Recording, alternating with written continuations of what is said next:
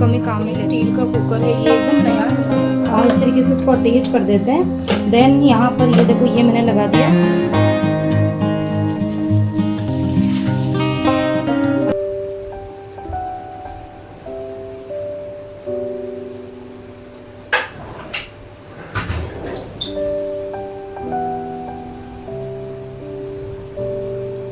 Good morning guys, नमस्ते and welcome back to my new vlog. तो कैसे हो आप सब? उम्मीद करती हूँ आप सभी बहुत ही बढ़िया होंगे, मज़े में होंगे, खुश होंगे। और मैं भी यहाँ पर ठीक हूँ। और आप सबकी दिवाली की तैयारियाँ कैसी चल रही है? और शायद अब तक क्लीनिंग का काम सबके पूरा हो गया होगा, घर का डेकोरेशन जो है वो स्टार्ट हो गया होगा। और बहुत सारे लोगों का तो घर का डेकोरेशन भी कंप्लीट हो गया होगा। तो क्या क्या चीज़ें चल रही है आप लोग मुझे कमेंट्स के थ्रू ज़रूर शेयर करना। और यहाँ पर मेरा तो क्या हाल है वो आप सभी को पता ही है। मैं व्लॉग्स के थ्रू आप लोगों के साथ में सब कुछ शेयर करती रहती हूँ। तो बस ये इसी तरीके से मेरे जो काम है वो चल रहे हैं। और आज का जो व्लॉग है उसमें मैं आप लोगों के साथ में अपनी जो किचन की डीप क्लीनिंग है वो शेयर करूँगी। साथ में बहुत सारे काम है वो भी आप लोगों के साथ में शेयर करूँगी, क्योंकि अब दिवाली बिल्कुल नज़दीक आ गई है। और यहाँ पर जो मेरे काम लेट हुए हैं वो इस वजह से ही हुए हैं, क्योंकि मेरे बालकनी में काम चल रहा है। और यहाँ पर मैं आप लोगों को थोड़ी सी अपडेट दे रही हूँ। ये जो मैंने कैप्चर करा था, ये करा था मैंने 3 दिन पहले, मतलब जिस दिन मैंने ये वीडियो शूट किया था ना, उसके जस्ट 3 दिन पहले का ये व्लॉग था। सॉरी, ये वाला जो क्लिप मैंने रिकॉर्ड करा था ना वो, तो उस दिन वो आए थे कारीगर और उन्होंने आके सिर्फ इसके ऊपर है ना, ये पत्थर जो थे लेकर आए थे, वो पत्थर की कटिंग करके यहाँ पर बिछा दी थी। और उसके बाद में उन्होंने बोला था कि हम नेक्स्ट डे आएंगे और यहाँ पर टाइलिंग करेंगे। और उसके बाद में वो 3 दिन तक आए ही नहीं। मतलब इतने कॉल हम लोगों ने किए ना, उन्होंने कॉल ही रिसीव नहीं किया था। जो कारपेंटर है उसने कॉल ही रिसीव नहीं किया। और फिर मतलब गुस्सा तो मुझे इतना ज़्यादा आया, लेकिन अब इतने बुरी तरीके से जैसे ना फंस गए हैं कि काम जो है वो ना छोड़ सकते हैं ना किसी और से करवा सकते हैं। काम तो अब ये है कि करवाना ही पड़ेगा। तब जैसा जब वो आएंगे उसी तरीके से काम होगा। मूड मेरा बहुत ख़राब है, क्योंकि मेरी सारी प्लानिंग जो है ना वो बिल्कुल मतलब पूरी डिस्टर्ब हो चुकी है। पूरी मतलब प्लानिंग तो मेरी कुछ और ही थी। आप सबको पता है कि मैं इतने लेट काम कभी करती नहीं हूँ। आप अगर मेरे साथ में अगर काफ़ी टाइम से जुड़े होंगे, मेरे प्रीवियस ईयर के व्लॉग्स भी अगर आप देखेंगे ना, तो मेरे दिवाली की जो क्लीनिंग का काम होता है ना वो 1 महीने पहले शुरू हो जाता है। और अभी भी मैंने दिवाली क्लीनिंग का काम 1 महीने पहले शुरू कर भी दिया था। तो उसके बाद में जो पेंटर है वो आए थे, जो प्लम्बिंग का काम था कुछ, तो वो भी बहुत ज़रूरी था एक्चुअली, वो करवाना ज़रूरी था। तो वो आए थे, फिर पेंटर आया था। बट हाँ, उन्होंने 3 दिन में काम जो था वो पूरा कर दिया। तो उसके बाद में फिर मैंने दोनों रूम वगैरह साफ़ किए। और उसके बाद से हम लोग कंटिन्यूस इनको कॉल कर रहे हैं कि भैया आप भी आके काम कर लो। उसके बाद दिवाली पास में आ रही है, घर के बहुत सारे काम होते हैं, लेकिन मतलब एक किसी ने सुनी नहीं। और काम जो है वो मतलब सोच लो कि बिखेर के चले गए। तो ये सारी अपडेट है। अब ये कि फाइनली अब दिवाली तो बिल्कुल पास आ गई है, धनतेरस आ जाएगी 2 दिन बाद में। तो अब ये कि मुझे अब मैं वेट नहीं कर सकती हूँ। इतने दिन सोच रही थी कि बहुत डस्ट उड़ेगी, इसलिए मैं ना क्लीनिंग का काम मैंने लिविंग रूम का और किचन का रख दिया था, क्योंकि ये सब जुड़े हुए आपस में। तो बिल्कुल खिड़की ना एकदम पास पास में है। तो वहाँ अगर कुछ भी काम होगा ना कंस्ट्रक्शन का, तो पूरी मिट्टी उड़ के अंदर आनी आनी, ये मुझे पता है। तो इसलिए मैं रुकी हुई थी। लेकिन अब ये कि त्योहार के दिन अगर मेरा किचन इतना गंदा रहे, लिविंग रूम गंदा रहे ना, तो वो मुझे बिल्कुल भी अच्छा नहीं लगेगा। मतलब मेरा मन है ना अंदर से बहुत ख़राब हो रहा है। मैं भी आप लोगों के साथ में इतना बता भी नहीं सकती हूँ, ऐसा है। तो इसीलिए आज मैंने सोचा है कि जो होगा वो देखा जाएगा। बाद में क्लीनिंग का काम फिर से करना पड़े तो करूँगी, लेकिन आज किचन की क्लीनिंग जो है वो तो मैं करने ही वाली हूँ। बस ये सोचा ही था, मतलब 1 दिन पहले ही। और आज सुबह सुबह जो कारीगर है ना वो आ गए। तो अब वो आए हैं, तब देखते हैं वो कितना काम आज करेंगे। काम मतलब ऐसा है ना कि वो छेड़ते तो हैं, लेकिन थोड़ा थोड़ा काम करके चले जाते हैं कि हम दूसरे दिन आएंगे। और उसके बाद में ना वो फ़ोन उठाते हैं ना कुछ नहीं। तो बस ये सब चीज़ें चल रही है। तो यहाँ पर देखो, अब मुझे किचन की डीप क्लीनिंग करनी है। तो डीप क्लीनिंग में आप सबको पता है काम टाइम जो है वो ज़्यादा लगता है। और वैसे तो पता है 2 दिन लगते हैं किचन की क्लीनिंग में। कल मैंने एक शॉर्ट वीडियो डाला था, तो उसमें भी मुझे कमेंट आया था कि किचन की क्लीनिंग जो है ना वो अगर 1 दिन में करते हैं तो बहुत ज़्यादा प्रेशर आ जाता है। तो बात तो बिल्कुल सही है, मैं 1 दिन में काम कभी नहीं करती हूँ। लेकिन अब ऐसा है कि कंडीशन ऐसी है कि मैं 2 दिन 3 दिन पर काम छोड़ नहीं सकती हूँ, मुझे 1 दिन में करना ही पड़ेगा। लेकिन हाँ, मैं कर लूँगी, इतना मुझे पता है। तो अभी सुबह सुबह मैंने सबसे पहले तो खाने का जो काम था वो पूरा कर लिया। और आज हाँ, बच्चों की छुट्टियां भी हो गई दिवाली की, तो थोड़ी सी बच्चों की भी मुझे हेल्प मिल जाएगी। और इसीलिए फिर मैंने सोचा कि चलो बच्चे घर पर हैं तो काम छेड़ देती हूँ, तो थोड़ी थोड़ी उनकी हेल्प से काम जो है वो मेरा हो जाएगा।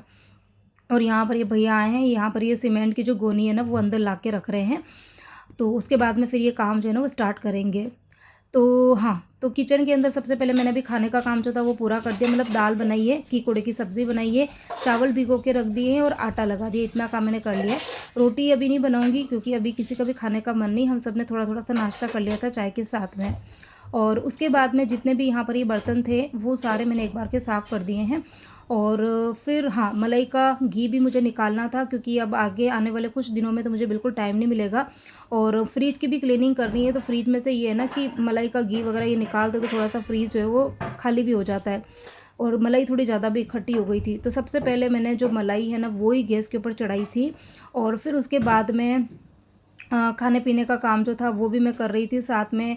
और बाहर के भी छोटे मोटे काम जो थे वो भी मैं कर रही थी। बच्चे मतलब उधर सुबह सुबह मैंने उनको बोला कि तुम्हारा जो कुछ होमवर्क है ना वो कर लो 1 घंटा बैठ के, क्योंकि उसके बाद फिर पूरा दिन पढ़ने का टाइम मिलेगा भी नहीं। और अभी वैसे भी छुट्टियां पड़ी है दिवाली की, तो मैं वही है ना कि बच्चे थोड़ा सा इन्जॉय भी करने चाहिए इसीलिए। तो उसके बाद में हाँ, वो जो बेसिक मेरा किचन का जितना भी काम था वो मैंने पहले सारा निपटाया। अब उसके बाद में फिर मैं यहाँ पर किचन की जो क्लीनिंग है वो स्टार्ट कर रही हूँ। तो सबसे पहले जो चिमनी के फ़िल्टर्स है उनको मैं रख दूँगी इस बास्केट के अंदर। और चिमनी के फ़िल्टर मैं कैसे क्लीन करती हूँ वो मैं हम आप लोगों के साथ में हमेशा शेयर करती हूँ। और ये वाला तरीका मुझे सबसे बेस्ट भी लगता है क्योंकि इसमें कोई ज़्यादा एफ़र्ट्स नहीं डालने पड़ते हैं और ना कोई मैस क्रिएट होता है, कोई बड़े मतलब हार्ड केमिकल्स की ज़रूरत नहीं है, महंगे महंगे सॉरी। और बिना उसके भी चिमनी के फ़िल्टर जो है क्लीन हो जाते हैं। तो यहाँ पर ये बास्केट जो है वो स्पेशली मैंने फ़िल्टर को क्लीन करने के लिए परचेज़ करी थी, क्योंकि जो फ़िल्टर की साइज़ है ना वो बिल्कुल इसके अकॉर्डिंग है और ज़्यादा पानी जो है ना वो भी वेस्ट नहीं होता है। तो यहाँ पर बस मैंने बिल्कुल गीज़र का गर्म पानी ले लिया है, एकदम उबलता हुआ पानी होता है ना वो। और फिर उसके अंदर मैंने फ़िल्टर डाल दिया। अब मैं यहाँ पर डाल रही हूँ ये कास्टिक सोडा। तो ये कास्टिक सोडा जो होता है ना ये बहुत ही ज़्यादा हार्ड होता है। मैं हमेशा आप लोगों को बोलती हूँ कि जब भी इसका यूज़ करो तो हाथ में या तो आप ग्लव्स पहनो, बिल्कुल भी उस पानी में आपको हाथ जो है वो डायरेक्ट टच नहीं करना है क्योंकि वो बहुत ही ज़्यादा हार्ड केमिकल होता है इसीलिए। तो यहाँ पर देखो मैंने चिमनी के फ़िल्टर डाल दिए और फिर वो कास्टिक सोडा डाला है। और फिर ये जो डंडा है ना इसकी हेल्प से मैं इस पानी को थोड़ा सा ना हिला रही हूँ, ठीक है। हाथ नहीं डालना है बिल्कुल भी, इस चीज़ का ध्यान रखना है। और फिर बस अब मुझे कुछ करने की ज़रूरत नहीं, 2-3 घंटे 4 घंटे बस मैं इसी में रहने दूंगी इनको। वैसे 1 घंटे में भी साफ़ हो जाता है, बट अभी मैं क्लीनिंग का काम कर रही हूँ तो ये अंदर मेरे काम चलते रहेंगे और बाहर वो पड़ा रहेगा। और उसके बाद में मैं लेकर आ गई हूँ मेरा बहुत ही इम्पोर्टेंट टूल, वो है ये लैडर। तो इसके बिना तो जो क्लीनिंग है ना वो तो सही में अधूरी लगती है। ये किचन में मतलब मैं अभी लेकर आई हूँ ना, तो सबसे पहले टॉप टू बॉटम क्लीनिंग जो है वो रहेगी। तो सबसे पहले मैं झाले वगैरह ले लूँगी। और इस बार किचन में पता नहीं मकड़ियाँ इतनी ज़्यादा हो गई है ना, मतलब मैं साफ़ करती रहती हूँ, ऐसा नहीं है कि सफाई नहीं होती, सफाई होती रहती है, लेकिन पता नहीं मकड़ियाँ कहाँ से आ जाती इतनी ज़्यादा। तो जैसे ना हर कोने में 3-3 4-4 मकड़ी ना वो बैठी हुई थी। इसका आपके पास में कोई प्रॉपर इलाज हो तो बताना। वैसे तो मैंने ना बहुत सारे मतलब जो रेमेडीज़ है ना वो करती रहती हूँ, लेकिन इस बार पता नहीं मान ही नहीं रही है वो, मतलब बहुत ज़्यादा हो गई है। और ये ऊपर वाले कैबिनेट के ऊपर देखो मैंने कारपेट का ये बिछा के रखा हुआ है एक टुकड़ा, तो ये कितना ज़्यादा गंदा हो गया आप देख रहे होंगे। और इसको अभी मैंने उठा के बताया तो नीचे फर्नीचर बिल्कुल साफ़ है। तो बस यहाँ पर अभी मैंने परी को बुलाया क्योंकि मैं ऊपर चढ़ गई हूँ, तो ये मुझे पोंछा है ना धो धो के दे देगी, तो मैं फटाफट से ऊपर साफ़ कर लूँगी। तो यहाँ पर देखो ये बिल्कुल साफ़ ही है, खाली कारपेट को तो मैं धो दूँगी नीचे तो वो भी साफ़ हो जाएगा। तो सबसे पहले तो वही पहले मैंने झाड़ू से झाले वगैरह सारा लिया, जितनी भी ड्राई डस्टिंग थी वो कर ली। फिर गीला पोंछा मैंने अच्छे से लगाया, उसके बाद में जो डीआईवाई क्लीनर है ना उससे मैं अच्छे से ऊपर साफ़ कर दूँगी। और फिर मुझे पंखा भी साफ़ करना है। और ऊपर ऊपर की जो वॉल है ना उनको, मतलब जो सीलिंग वाला है, जो लाइट के आसपास का एरिया है ना, तो किचन के अंदर जो लाइट लगी रहती है ना वो एकदम ऊपर की तरफ है। तो वैसे चिमनी है लेकिन फिर भी थोड़ा बहुत जो चिकनाई वगैरह होती है ना हल्की हल्की से, वो भी ना लाइट के ऊपर जमा होती है। तो उसकी वजह से लाइट की रोशनी ना हमें धीरे धीरे कम लगने लग जाती है। तो अभी मैंने जैसे ही साफ़ करा ना तो किचन में इतनी अच्छे से लाइट, मतलब ज़्यादा ऐसा लग रहा था जैसे ना किचन की लाइट बढ़ गई है। और उसके बाद में ये जो गैस पाइपलाइन का ये जो मीटर लगा हुआ है ना, तो इसका भी कवर है। और मुझे किसने पूछा भी था कि इसका कवर आता है, आप इसके ऊपर कवर लगा दो। तो ये कवर तो जब ये मीटर लगा के गए थे ना भैया, तभी मैंने उनसे ले लिया था, 200 रुपीज़ में लिया था ये वाला। लेकिन लास्ट जब भी मैंने इसको निकाल के धोया था, अभी मुझे याद नहीं मैंने कब धोया, लेकिन वो निकाल के धोया और उसके बाद में इसको पता नहीं मैंने किस सामान के साथ में ना बेड के अंदर रख दिया था। मैं इतना ढूंढ रही थी, मुझे मिल ही नहीं रहा था, मुझे लगा पता नहीं गलती से मैंने कहीं कचरे में तो नहीं डाल दिया। लेकिन अभी जब मैंने बेड की क्लीनिंग करी ना तो उसके अंदर से ये निकला, तो अभी बस उसको भी मैंने हाथों हाथ पहना दिया। और अब यहाँ पर ये जो कारपेट है ना, इसको अच्छे से वॉश कर दूँगी।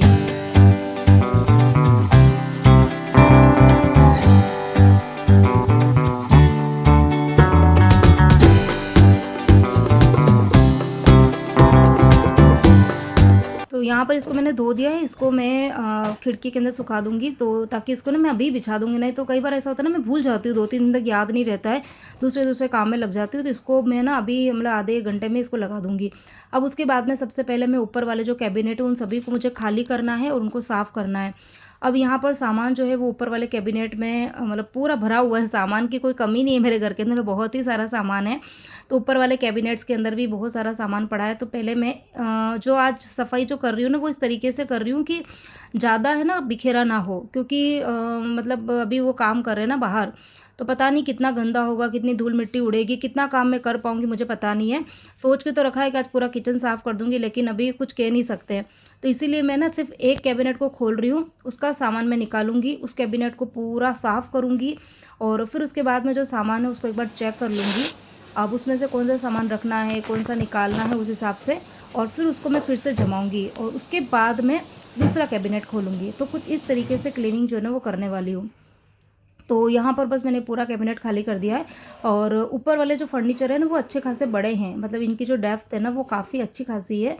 तो सामान जो है वो बहुत सारा आ जाता है। तो सामान जैसे है ना जो रूटीन में मेरे काम में नहीं आता है ज़्यादा ना, तो वो सामान मैं ऊपर ही रखती हूँ, क्योंकि वो कभी कभी काम आता है ना, तो उनको अननेसेसरी नीचे रखने का कोई भी मीनिंग नहीं है।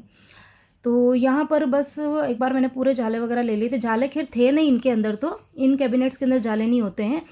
खाली जैसे ना कभी कभी कहीं से कोई ना कोई कॉकरोच आके यहाँ पर मतलब अंदर घुस जाते हैं, फिर वो मर जाते हैं ना, वो अंदर रखे पड़े हुए थे मतलब, तो उनको मैंने हटाया वहाँ से। और फिर उसके बाद में फिर मैंने पोछा लगाया था अच्छे से, फ़िनाइल का पोछा लगा रही हूँ मैं। फ़िनाइल का मैंने पोछा लगाया 2-2 बार का। और उसके बाद में जो डीआईवाई क्लीनर है ना, तो उसके अंदर मैंने नेफ्थलीन बॉल्स को, सॉरी नेफ्थलीन बॉल्स नहीं, ये जो आता है ना कैम्फर कपूर, उस कपूर को मैंने तोड़ के अच्छे से बारीक पाउडर बना के वो मैंने पानी में डाला है इस स्प्रे के अंदर। और फिर उसके बाद में उस स्प्रे से मैं क्लीनिंग कर रही हूँ, क्योंकि जो कपूर की जो स्मेल होती है ना वो बहुत ही स्ट्रॉन्ग होती है, तो उससे ना कीड़े मकोड़े कॉकरोचेस ये सब है ना दूर दूर ही रहते हैं, वो पास में नहीं आने आते हैं, वो भाग जाते हैं उनसे। तो इसीलिए मैंने ना लास्ट में इसका अच्छे से पोछा लगा दिया था।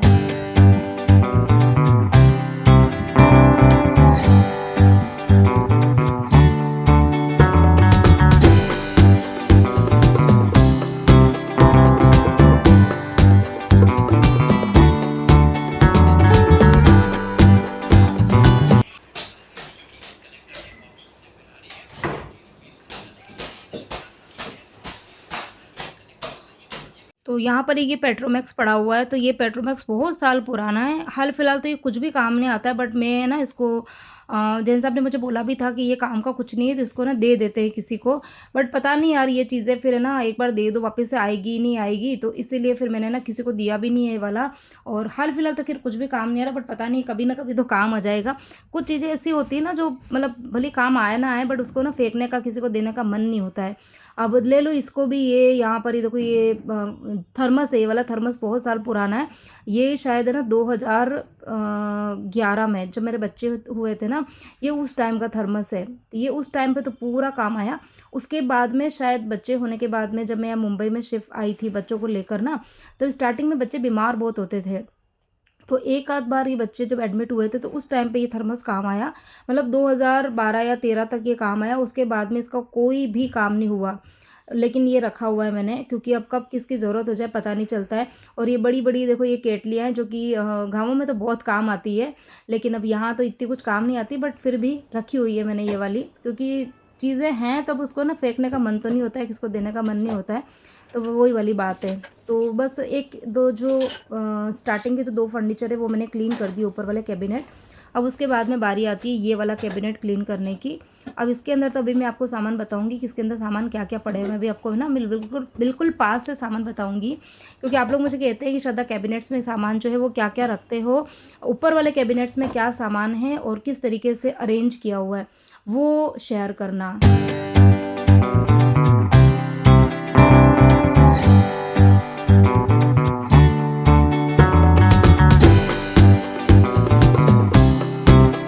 यहाँ पर ये राइस कुकर है, ये जनरली मतलब मैं कम ही काम में लेती हूँ, है बहुत यूज़फुल चीज़ है। पहले बहुत लेती थी, लेकिन फिर उसके बाद में जैसे बंद किया तो बंद ही हो गया, तो ये मैंने ऊपर रख रखा है।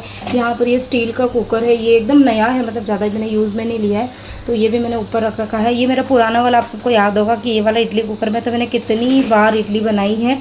अब मेरे पास में ये स्टील का इंडस वैली का मैंने मंगाया है ना, उसके बाद से ये एक्स्ट्रा में है, तो ये मैंने फिर है ना ऊपर रख रखा है। और बाकी यहाँ पर ये देखो पानी की केटल है, ये हम बाहर ट्रैवलिंग में जाते हैं ना, लॉन्ग राजस्थान वगैरह, तो उस टाइम पे ये लेके जाते हैं, तो ये है। मतलब ये सामान है बहुत सारे जो काम के हैं, तो इनको फिर मुझे ना ऊपर ही रखना पड़ता है। तो ये प्रेस्टीज का राइस कुकर है, और ये मुझे ना पसंद बहुत है। मुझे इस तरीके के जो गैजेट्स होते हैं ना काफ़ी अच्छे लगते हैं कि चलो हाँ किचन में कुछ हम स्मार्ट कुकिंग करें।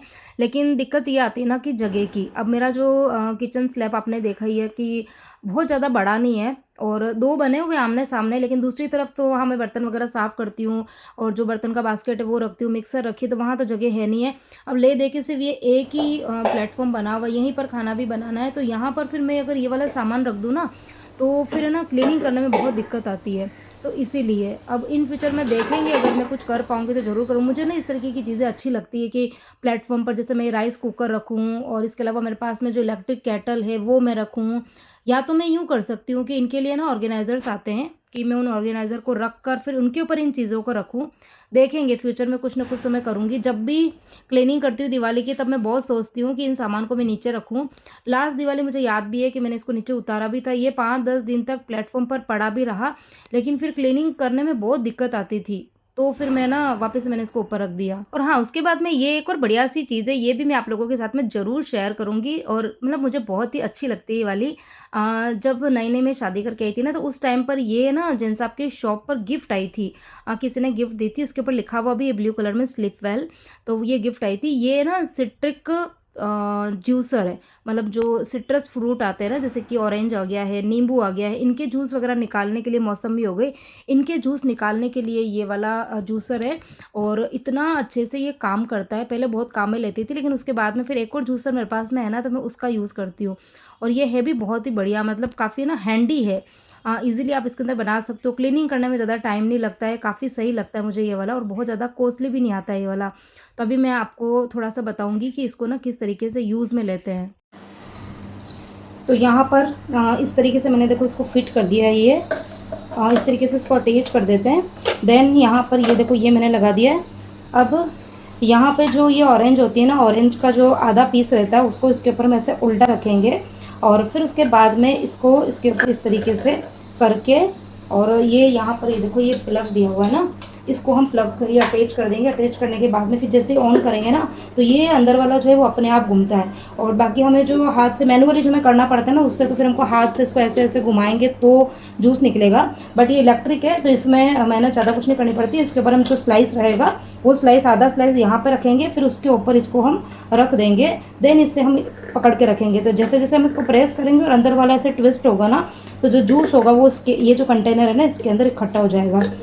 तो ये बहुत ही अच्छा मतलब लगा। तो पहले नए नए थे जब आया था ना प्रोडक्ट, उस टाइम पे तो कई बार इससे हमने जूस वगैरह बनाया था। फिर उसके बाद में हम दूसरा वाला जूसर लेकर आ गए थे, तो फिर ये वाला जो है वो थोड़ा सा कम काम में आता है। बट मैंने ये रखा हुआ है क्योंकि मुझे बहुत अच्छा लगता है। तो क्लीनिंग का पूरा डिटेल वीडियो तो मैं शेयर नहीं कर पा रही हूँ, क्योंकि एक एक कैबिनेट खोल खोल के अगर मैं क्लीनिंग करना आपको बताऊंगी तो वीडियो बहुत बड़ा हो जाएगा, फिर मुझे टाइम जो है वो ज़्यादा लगेगा। और जो मैं टारगेट लेके चल रही हूँ ना कि एक दिन में क्लीनिंग पूरी कर दूँ, वो शायद हो नहीं पाएगी। तो यहाँ मैंने जो सामने वाले फर्नीचर है ना, ऊपर वाले और नीचे मतलब चिमनी के आसपास के जो फर्नीचर है वो मैंने सारे साफ़ कर दिए। सिर्फ चिमनी क्लीन करनी बाकी, वो मैं लास्ट में करूँगी। अब उसके बाद में मैं ये जो साइड है ना जहाँ पर मैं खड़ी हूँ, उसके ऊपर भी फर्नीचर बने हुए हैं। तो यहाँ पर एक तो क्रॉकरी वाला पूरा ही कैबिनेट बना हुआ है, और उसके पास में मैंने जो भी मसाले वगैरह रखती हूँ वो कंटेनर, वो वाला पूरा कैबिनेट है, तो उसको मैं खाली करूँगी। तो जहाँ पर मैं ये क्रॉकरी वगैरह रखती हूँ ना, जो भी मैं क्लीन कर रही हूँ, तो यहाँ पर कांच की शेल्फ लगी हुई है, तो वो कांच की शेल्फ जो है ना वो मतलब निकल जाती है। तो वैसे मैं हमेशा साफ़ करती हूँ, तो मैं कांच यहीं पे साफ़ कर देती हूँ। बट आज कुछ ज़्यादा ही गंदे हो रहे थे, तो मैंने उनको वहाँ से हटा दिया, निकाल दिया मतलब, और उसके बाद में मैंने उसको अच्छे से रगड़ के धो दिया है। तो यहाँ पर देखो जगह खाली हो गई, तो क्लीनिंग करना थोड़ा सा आसान हो जाता है। तो बस यहाँ पर फटाफट फटाफट एक एक, और आज पता नहीं इस तरीके से मैं सफाई कर रही हूँ तो मुझे अच्छा लग रहा है, क्योंकि एक तो किचन में बहुत ज़्यादा मैस क्रिएट नहीं हुआ है। बाकी हमेशा क्या करती हूँ, जैसे ना 2-3-4 फर्नीचर एक साथ खाली कर देती हूँ, फिर सारा सामान जैसे ना हॉल में बिखर जाता है, फिर क्लीनिंग करती हूँ। तो उससे मुझे ये वाला तरीका सबसे बेस्ट लगा कि एक-एक कैबिनेट को खाली करो और एक-एक कैबिनेट को उसको क्लीन करके और सारे सामान को आप वापस से अरेंज कर दो। और एक चीज़ ये भी है कि सफाई जो है वो मेरे किचन में चलती रहती है, तो जो कंटेनर है आज उनको मुझे ना वॉश करने की ज़रूरत नहीं पड़ी क्योंकि सारे ही कंटेनर साफ़ थे।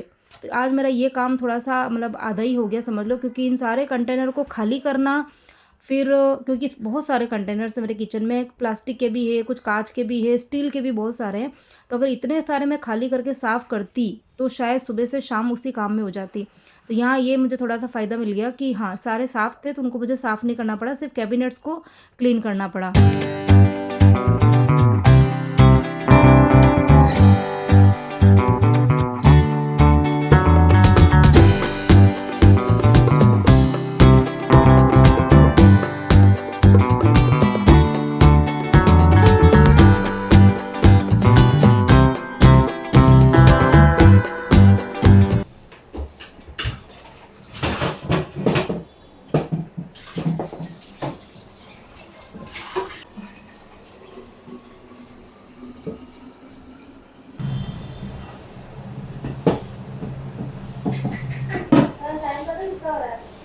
और इतने डरते-डरते मैंने ये काँच के जो शेल्फ्स हैं ना वो लगाए थे, क्योंकि मतलब इतने वज़न वाले हैं, लेकिन मुझे लग रहा था कि हाथ से छूट ना जाए। जब इनको वॉश करी थी तब भी मैंने बहुत डरते-डरते उनको वॉश किया और जब लगाया तब भी, लेकिन हाँ, फाइनली ये पूरा कैबिनेट क्लीन हो गया अच्छे से।